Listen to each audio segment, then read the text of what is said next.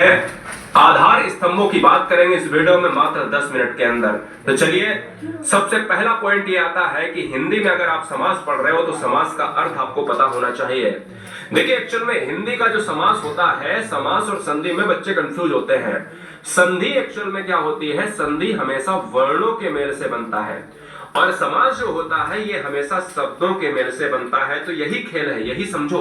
अगर क्वेश्चन में आ जाए कि उन शब्दों को हम क्या कहते हैं या उन चीजों को हम क्या कहते हैं जो वर्णों के मेल से बनती हैं, तो यार याद रखो कि वर्णों से हमेशा संधि क्रिएट होता है जबकि शब्दों से हमेशा समास क्रिएट होता है। क्लियर है? ये कॉन्सेप्ट बहुत छोटा कॉन्सेप्ट है जो हर बच्चे को जानना चाहिए।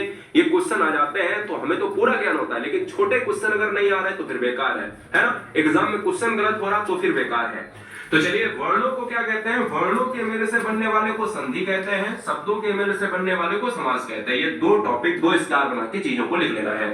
समास का तात्पर्य क्या होता है? संक्षिप्तीकरण होता है, यानी कुल मिलाकर कहा जाए, ठीक है ना, संक्षेप की बात करी जाए, यानी जो चीजें संक्षेप में है वही क्या है? समास है। क्लियर है? ये दिमाग में आप फीड रखना है। मैं फिर से बताऊंगा कि जहां पर कम से कम शब्दों में, याद रखो कि समास जब भी होगा तो शब्दों का इस्तेमाल होगा और जब संधि होगा तो उसमें वर्णों का इस्तेमाल होगा।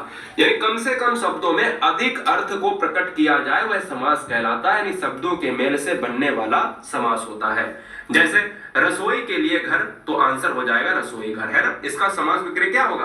अभी मैं ये नहीं बता रहा हूं इसमें कौन सा समास है, हम केवल विग्रह बता रहे हैं। जैसे रसोई घर में क्या होगा? रसोई के लिए घर। हथकड़ी की बात करें तो हाथ के लिए कड़ी, है ना? तो ये यहाँ पर क्या है? शब्दों का जो मेल है ना, यही दोस्तों क्रिएशन बताता है कि ये क्या हो जाता है? ये समास हो जाता है। ठीक है, पूरी तरीके से हिंदी का ज्ञान होना चाहिए। मैंने पूरा प्लेलिस्ट बना दिया है A to Z, कोई भी यहाँ पर कुछ भी छुपा नहीं है। नीचे जाके आप फ्री में आप पूरी तरीके से तैयारी कर सकते हो। मैराथन की अलग से प्लेलिस्ट बनाई है। हर तरीके से मेहनत कर रहे हैं, इसलिए चैनल को सब्सक्राइब करें या ना करें ये आपकी मर्जी है।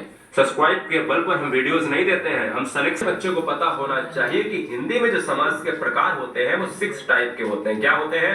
हिंदी में 6 प्रकार के समास होते हैं। पहला है अव्ययी भाव, तत्पुरुष समास, कर्मधारय समास, द्विगु समास, द्वंद्व समास, बहुब्रीहि समास। मात्र भी केवल लिख लेना है। अब हम चलेंगे एक एक को एक एक ट्रिक से जान लेते हैं। कोई भी बच्चा ये नहीं समझेगा कि सर हमें समास कितनी जल्दी आ गया, पता